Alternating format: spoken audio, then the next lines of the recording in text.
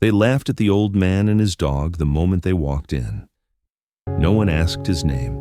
No one noticed his hands.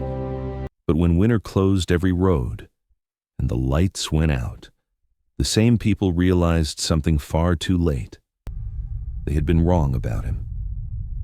Snow came down sideways over the mountain town of Ridgefall, thick and relentless, swallowing roads, signs, and sound alike. Frank Donovan arrived just before noon, his pickup crawling the final mile like an old animal that knew better than to rush into danger, the wind rocking the truck hard enough to make the metal groan, while the world outside blurred into white and gray and cold that seeped through everything. Frank was 62, tall once, still broad through the shoulders, but softened now by age and injury, his frame carrying the quiet weight of decades spent bracing for impact. His hair, once jet black, had gone iron gray and was cut short out of habit rather than vanity, his face deeply lined, angular, with a broken nose that had never been set quite right, and a scar along his jaw where a shard of glass had split skin years ago during a hostage extraction gone sideways. He moved stiffly when he stepped out of the truck, favoring his right leg, the result of a knee that had been rebuilt twice and never truly forgiven him. Beside him landed Rex, a 9-year-old German shepherd, sable-coated with a dark mask, thick winter fur already dusted with snow, ears high and alert, amber eyes steady and intelligent. Rex's muzzle had begun to gray, but his posture remained disciplined, every movement purposeful, the kind of dog that did not waste energy or attention.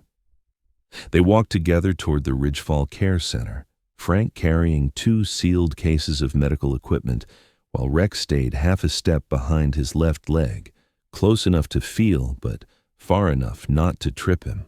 A formation born of muscle memory neither of them had consciously practiced in years. Inside the building, the air was warm but tense, smelling faintly of disinfectant and stale coffee. And the first thing Frank noticed was not the people, but the sound, the low hum of strained electricity and the subtle click of a backup generator cycling too often. He clocked it automatically, the way he always did, eyes lifting to follow exposed conduit lines, exit signs, the width of hallways, the distance between doors, habits that had never left him even after retirement. At the front desk stood Dr. Mason Clark, early 40s, clean-cut, tall, with carefully styled brown hair and a jawline that looked better suited to conference panels than crisis rooms. Mason's white coat was crisp, his posture relaxed in the way of someone used to being listened to, his expression already edged with irritation as he glanced at Frank's worn boots, the faded jacket, the dog. "Deliveries go around back," Mason said without looking up from his tablet, his tone flat and dismissive. Frank didn't bristle. He hadn't in years. He simply adjusted his grip on the case and replied calmly that the shipment was temperature sensitive and required staff sign-off. Mason sighed, the sound exaggerated, and finally looked up, his eyes flicking over Frank's age, the limp, the shepherd. "We didn't order security," he muttered, loud enough to be heard, then turned to a nurse beside him. Nina Reed stood there clutching a clipboard, late 20s, slim, pale-skinned, auburn hair pulled into a messy bun that spoke more of long shifts than personal style, her eyes tired but kind. She hesitated, clearly uncomfortable, then offered Frank a small, apologetic smile as she stepped forward to check the paperwork. "I'll take it," she said softly, her voice steady but lacking authority. As Frank handed over the cases, another voice drifted from down the hall, a male staffer chuckling, "Who let the old guy bring his dog inside?" Laughter followed, not cruel enough to sting openly, but sharp enough to register. Someone else added, "Probably thinks he's still working." Frank heard every word. He always did. He simply didn't react. Instead, his gaze slid past them to the large windows lining the common area, where the storm had intensified, snow piling against the glass in thick waves, visibility shrinking by the minute. Rex stopped walking and stood perfectly still, head tilted slightly, nostrils flaring as he tested the air, sensing what Frank already felt in his bones. Something about the storm was wrong. It wasn't just heavy, it was fast, aggressive, the kind that shut towns down without warning. Frank shifted his weight and felt the familiar ache bloom through his knee and up his spine, a reminder of the IED blast that had ended his career 15 years earlier, the day a steel door collapsed and pinned him long enough to change everything that came after.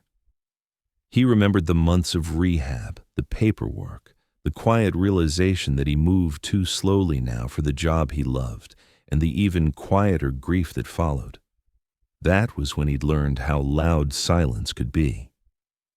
Nina finished signing the forms and thanked him again, her gratitude genuine, and Frank nodded, already half turned away, his attention drawn to a maintenance door near the rear corridor. He noticed it because it rattled slightly each time the wind surged, the latch vibrating more than it should have. He noticed the generator indicator light flicker from green to yellow and back again. He noticed the way the overhead lights dimmed for half a second, long enough for Rex's ears to flick backward. Dr. Mason followed his gaze and scoffed.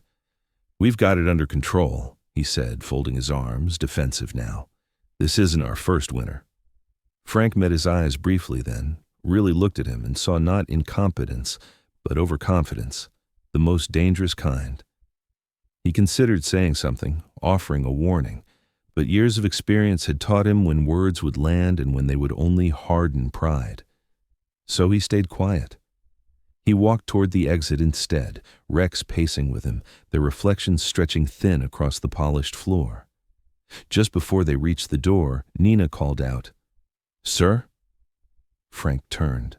She hesitated, then asked, "You okay driving back in this?" He glanced once more at the storm, then back at her, and answered honestly, "I'll manage." Outside, the wind hit them like a wall, snow immediately erasing their footprints as they crossed the lot. Frank paused beside the truck, looking back at the building, at the people inside who believed the worst was already past, who thought the danger had been delivered and signed for. Rex sat beside him, calm, steady, waiting. Frank rested a gloved hand on the dog's broad head and murmured, more to himself than anyone else, that the quiet ones were usually quiet because they'd seen too much to waste words. Then he climbed back into the truck as the storm closed in, knowing with a certainty that settled deep in his chest that this day was far from over. The storm worsened by the hour, snow thickening until the world beyond the Ridgefall Care Center vanished into a white void, the wind howling hard enough to make the building creak and shudder like an old ship at sea. Inside, the lights flickered again, longer this time, and a murmur of unease rippled through the halls before staff forced themselves back into routine. Dr. Mason Clark stood near the nurse's station with his arms folded, jaw tight, projecting confidence as if authority alone could hold the weather at bay.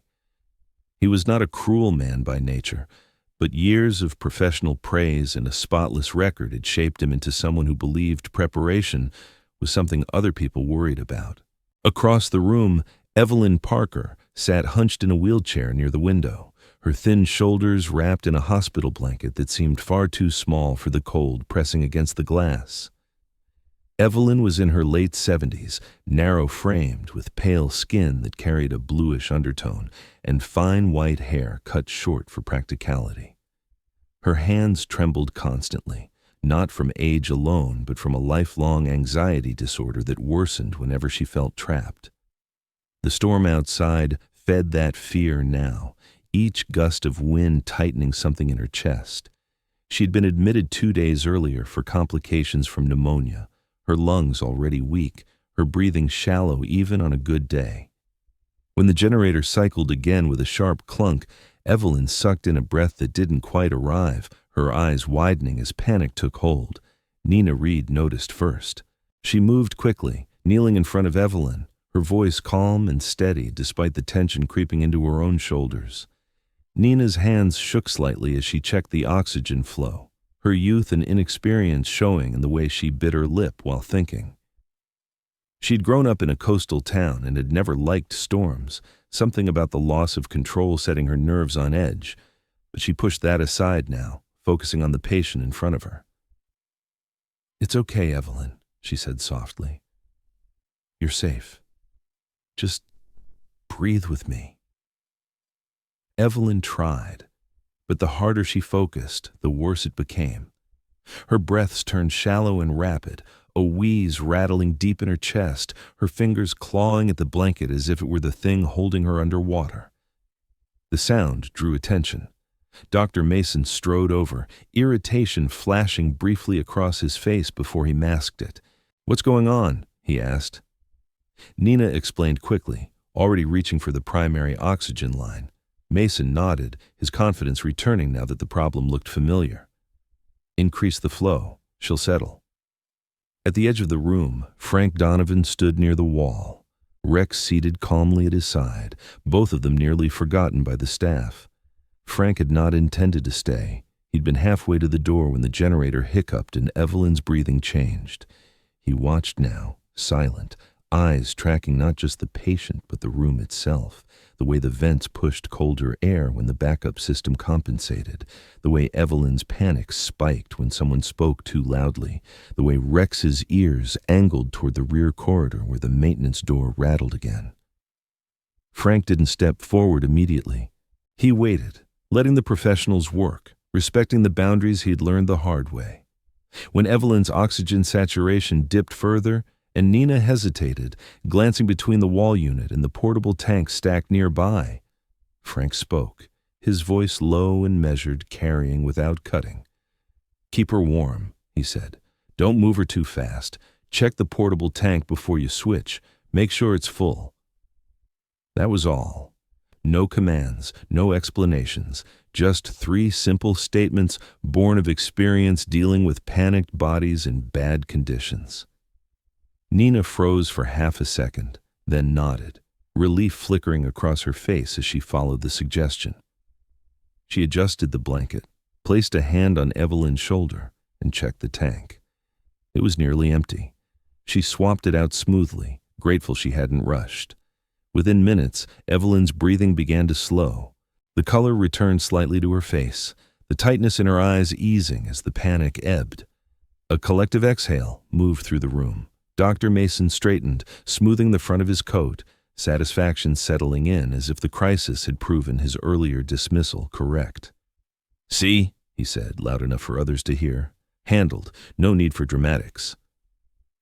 A few staff members nodded, tension melting into tired smiles. Someone joked quietly about the storm passing by morning. Frank said nothing.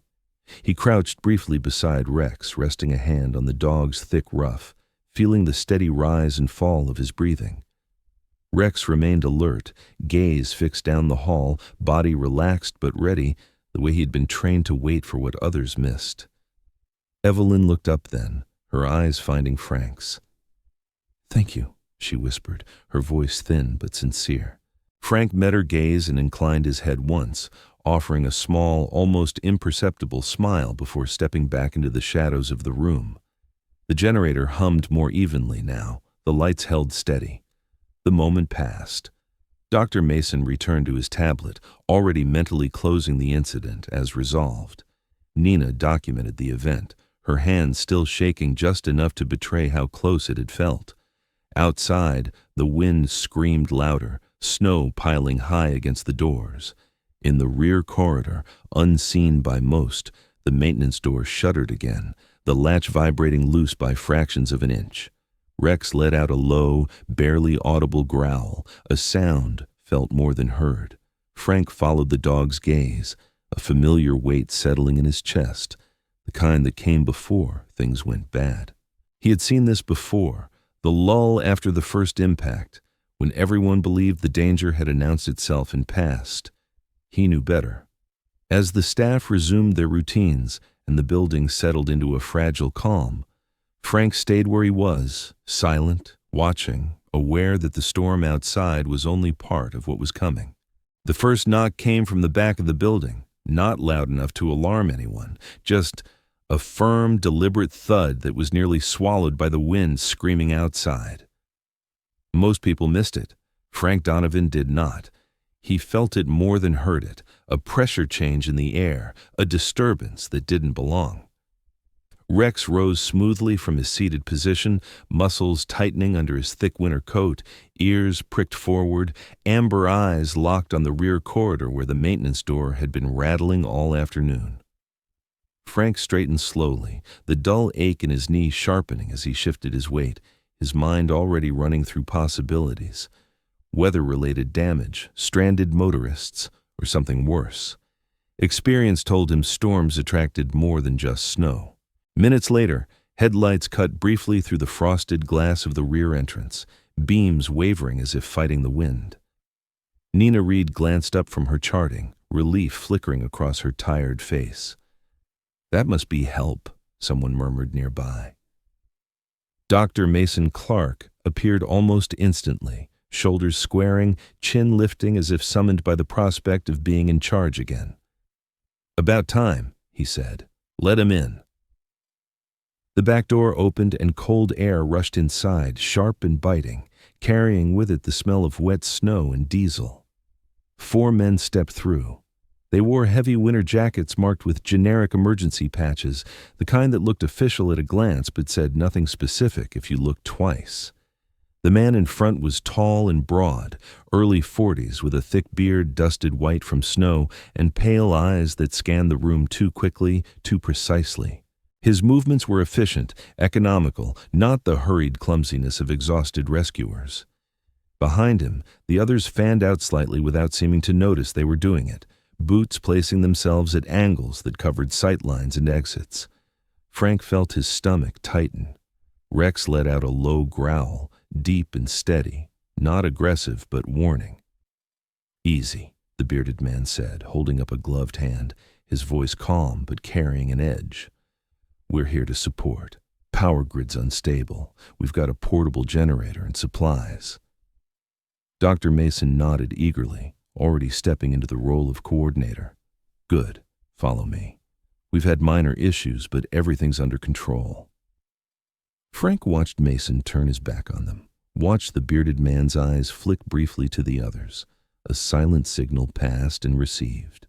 Frank moved before he consciously decided to.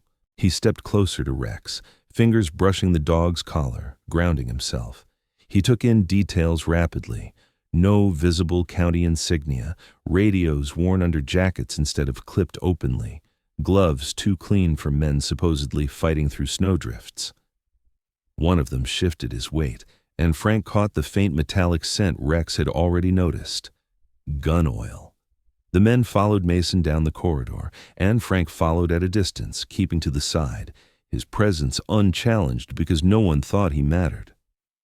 The hallway narrowed near the storage rooms, shelves lining the walls, the hum of the generator louder here. The bearded man stopped abruptly.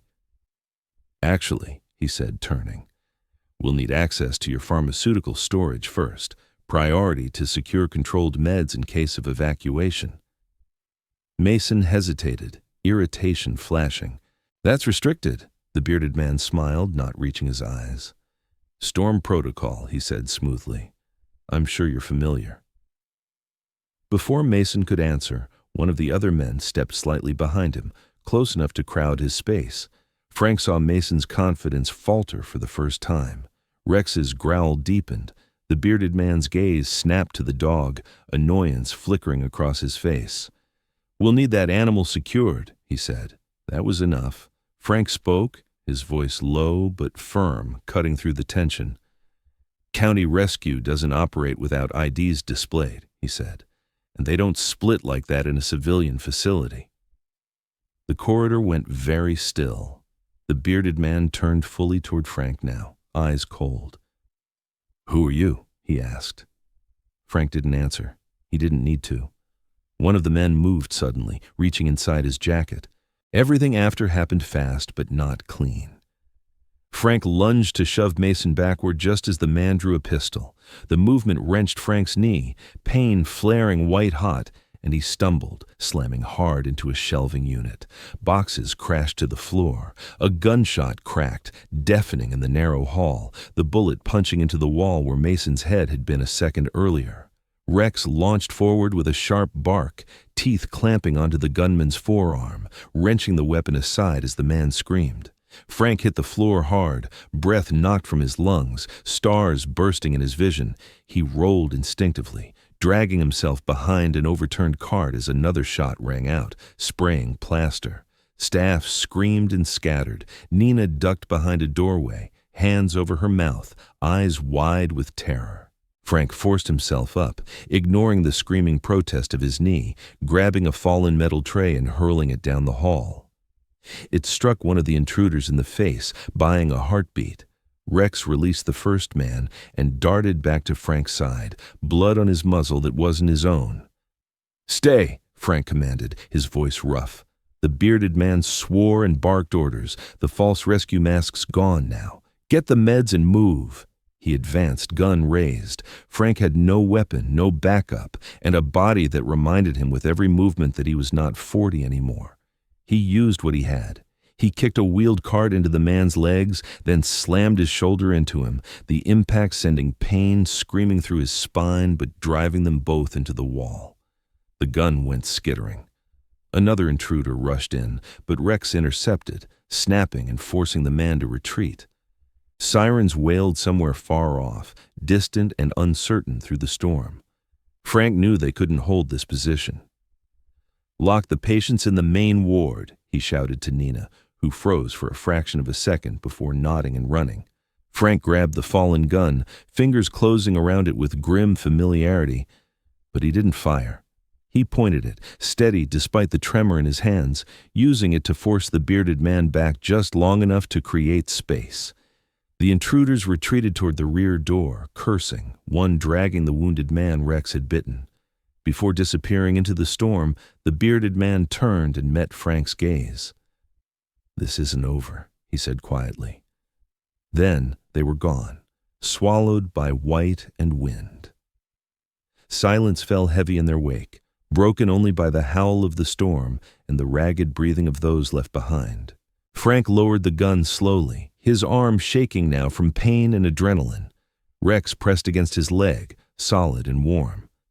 Around them, the illusion of safety lay in pieces on the floor. Frank knew with absolute certainty that whatever those men wanted, the storm was only beginning. The calm that followed the intruder's retreat felt wrong, too thin and fragile, like ice stretched over deep water. Snow continued to batter the building, wind shrieking against the walls.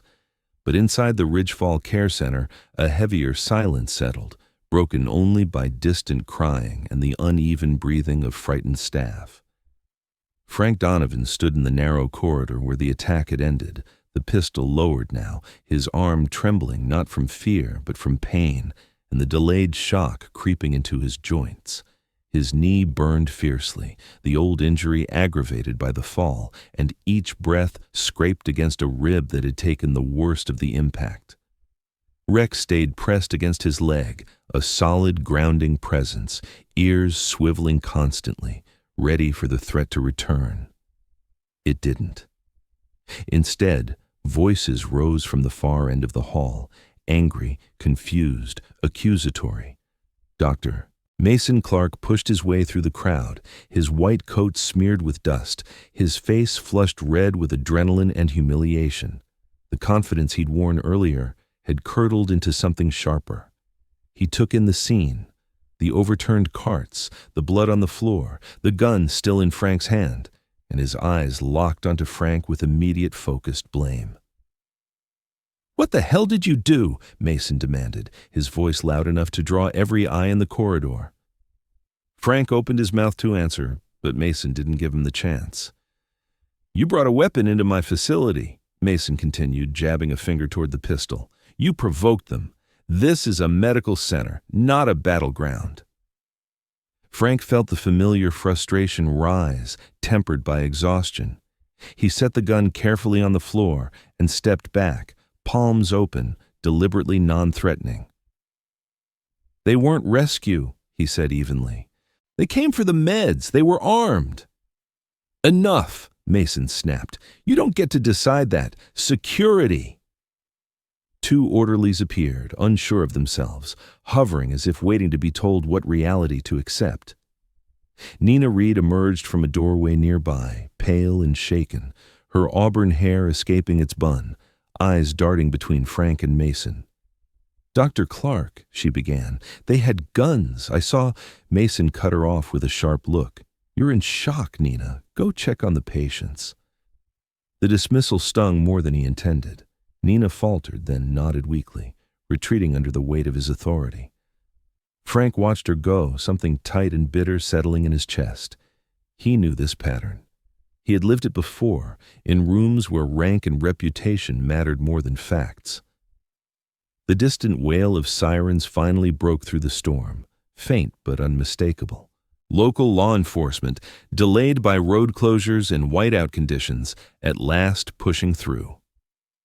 Deputy Cole Ramirez arrived first, stamping snow from his boots as he entered, his face weathered and serious beneath a dark beard peppered with gray. Cole was mid-30s, broad-shouldered, with the tired eyes of someone used to being the last line between order and chaos in a place with too few resources. He took in the scene quickly, instinctively, then focused on Frank. "Sir," Cole said cautiously, "I'm going to need you to step away from the weapon." Frank complied without protest, easing himself back against the wall, pain flaring as he shifted his weight. Rex stayed close, watching Cole intently but remaining still at a quiet command from Frank. Mason immediately seized the opening. "Deputy, thank God you're here," he said, adopting a tone of righteous urgency. This man endangered everyone. He interfered with staff, assaulted responders, discharged a firearm inside the facility. "I want him removed." Cole's eyes flicked briefly to the damage, then back to Frank. "Is that so?" "Yes," Mason insisted. "I tried to de-escalate, but he escalated the situation." Frank met Cole's gaze steadily. He didn't argue. He knew better than to fight the narrative head-on without evidence. Cole hesitated, the weight of responsibility evident in the tightening of his jaw. "Sir," he said to Frank, "for now I need you to come with me." The words landed heavier than any blow. Frank nodded once. As Cole reached for his cuffs, Evelyn Parker's voice cut through the corridor, thin but resolute. "Wait." She stood at the doorway of the main ward, still wrapped in her blanket, her pale face drawn but determined. Her hands shook as she gripped the doorframe for support. "That man saved us," she said, pointing at Frank. "If not for him and his dog, those men would have taken everything, or worse." Mason turned sharply. "Mrs. Parker, you need to return to your bed," he said, his tone patronizing. "You're confused."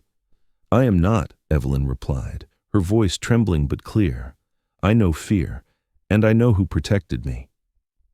The corridor fell quiet again. Cole paused, uncertainty flickering across his face. Before he could respond, Mason spoke over her. "She's a respiratory patient suffering from anxiety and hypoxia," he said. "Her testimony isn't reliable." Frank closed his eyes briefly, the injustice of it all washing over him in a wave of weary familiarity. He had stood in rooms like this before, listening as truth was bent and packaged neatly for convenience. Rex shifted, pressing closer, a silent anchor. "Deputy," Frank said finally, his voice low, controlled. "There are cameras in the rear corridor. Older system, local storage." Cole looked at him sharply. "You sure?" "I noticed them earlier," Frank replied. "They don't rely on the main network." Mason stiffened. "Those are for maintenance," he snapped. "They're not relevant." Cole studied Mason for a long moment, then nodded slowly. "We'll see," he said. He signaled to another officer who had just arrived. "Check the security room." Mason's jaw clenched, his composure cracking at last. As Frank was escorted toward an empty office to wait, he felt the full weight of the day settle into his bones. His knee throbbed, his head pounded, and the quiet certainty that had guided him all his life wavered under the strain. He sank into a chair, Rex curling at his feet, and stared at the floor, wondering how many times a man could do the right thing and still be made to answer for it. Outside, the storm showed no sign of relenting. Inside, the real battle had only just begun. The security room was no larger than a walk-in closet, cramped with outdated monitors stacked 2 rows high, their screens flickering with grainy black and white footage. Deputy Cole Ramirez stood with his arms crossed, eyes fixed on the playback as snow rattled against the small window behind him.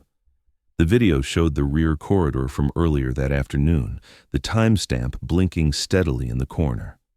It showed the maintenance door opening. It showed 4 men entering, their movements tight and deliberate. It showed the moment a pistol came into view, unmistakable even through the poor resolution. Cole exhaled slowly. "That's clear enough," he said.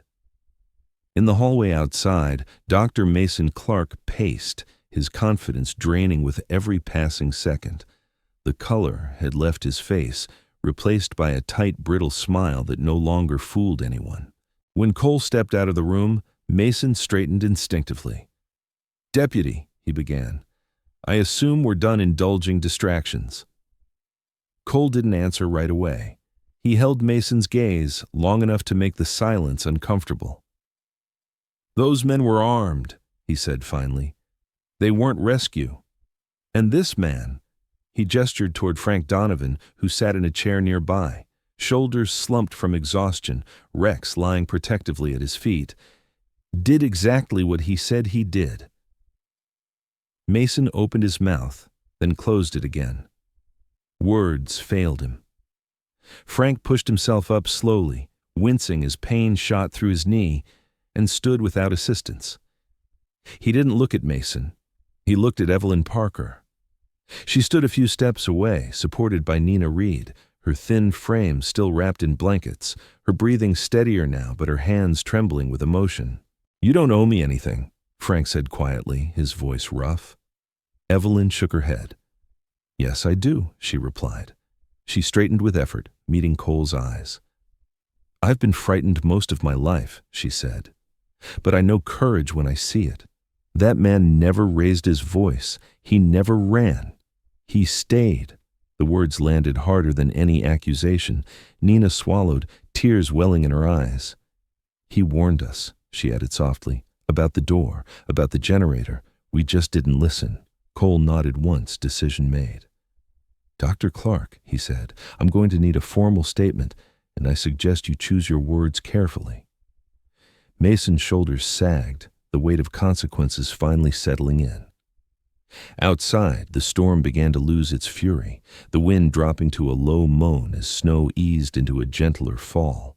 Hours later, the intruders were apprehended on the outskirts of town after their vehicle slid off an iced-over road. The medication they'd tried to steal was recovered untouched.